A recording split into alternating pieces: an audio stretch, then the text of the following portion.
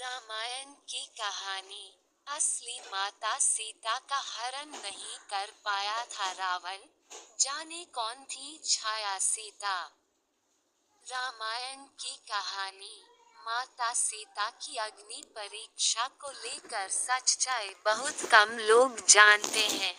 अग्नि परीक्षा को लेकर कई कहावतें भी बनी हैं। रामायण की कहानी। पौराणिक कथाओं के अनुसार प्रभु श्री राम को मर्यादा पुरुषोत्तम के नाम से भी जाना जाता है और एक राजा की तरह श्री राम के लिए अपनी प्रजा के लिए समर्पण सबसे ज्यादा महत्वपूर्ण था। ऐसे में जब लंबे समय तक रावण की कैद में रहने के बाद माता सीता जब वापस आई तो उन्होंने अग्नि परीक्षा दी थी। हालांकि जब लक्ष्मण को इस बात का पता चला तो लक्ष्मण राम से खफा हो गए और यहाँ कि उन्होंने अपने भाई को माता सीता को अग्नि परीक्षा से गुजरने के लिए विद्रोह करने तक धमकी दे डाली थी।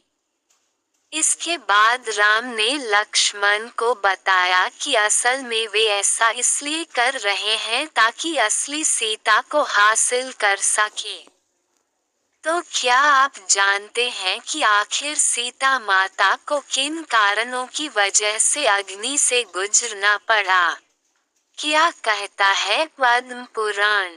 पद्म पुराण के अनुसार रामायण में एक नहीं बल्कि दो सीता थी, पहली असली और दूसरी माया की सीता।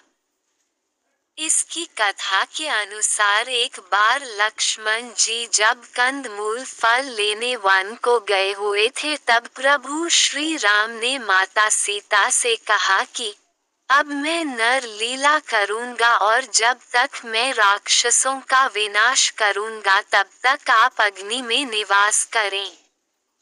ऐसा कहकर श्री राम ने माता सीता को अग्नि देव को सौंप दिया। इसके बाद असली सीता जी की जगह माया की सीता प्रकट हुई। इस तरह जब सीता जी का अपहरण हुआ तब वो माया की ही सीता थी। जब युद्ध समाप्त हो गया और राक्षसों का विनाश हो गया तब भगवान श्री राम ने माता सीता को अग्नि परीक्षा के लिए कहा और माया की सीता अग्नि कुंड में समा गईं। माया की सीता के अग्नि में समाते ही असली माता सीता अग्नि से बाहर आ गईं और इस पूरी अग्नि परीक्षा का सिर्फ एक यही कारण था। सीता माता के प्रतिबिंब का रावण ने किया था हरण। अग्निदेव ने सीता माता को अपने सुरक्षा चक्र में रखकर कुटिया से गायब कर दिया। वहां पर सीता माता के प्रतिबिंब को रखा गया। रावण ने असल में सीता माता का नहीं बल्कि उनके प्रतिबिंब का हरण किया।